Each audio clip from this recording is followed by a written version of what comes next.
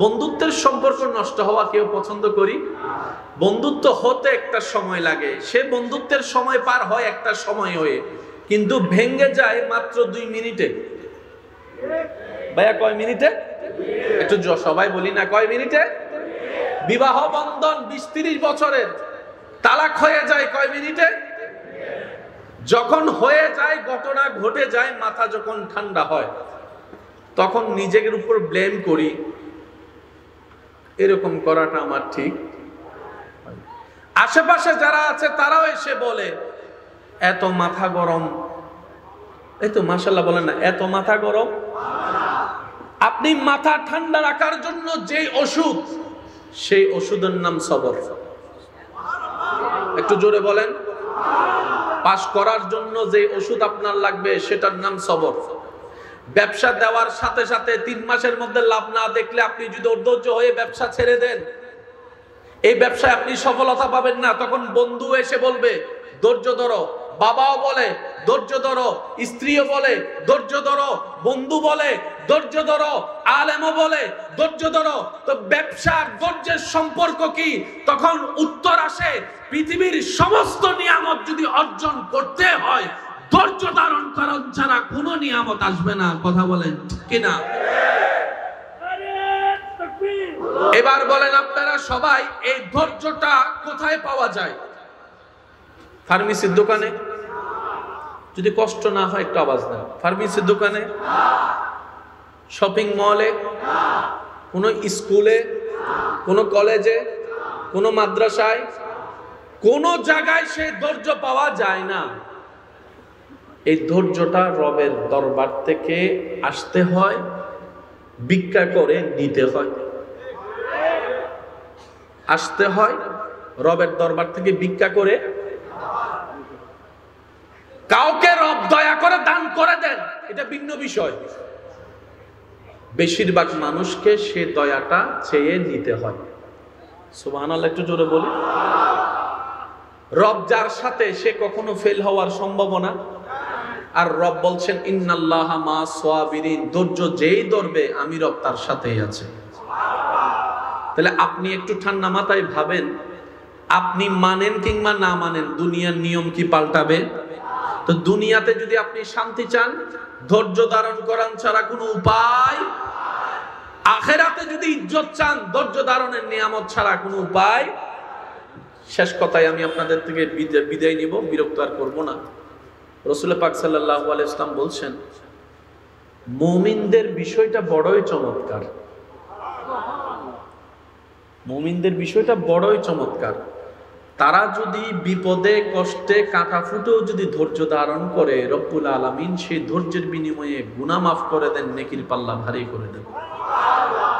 আর একটু জোরে বলি। কোন বান্দার দোয়া কখনো বিফলে যায় না, সবারই জানা আছে। কারো দোয়া রব্বুল আলামিন সাথে সাথে কবুল করে দান করে দেন, কারোটার সময় অপেক্ষা করার। এরপরও যদি কোনো দোয়া, কোনো চাওয়া যদি কবুল না হয়, সেটাও বান্দার প্রতি রবের রহমত। আল্লাহ সেই দোয়া কবুল না করে হাসরের ময়দানে আপনাকে আমাকে পার করার রাস্তা করে দেওয়ার জন্য সেই দোয়াকে মওজুদ করে রাখেন। আর একটু জোরে বলেন।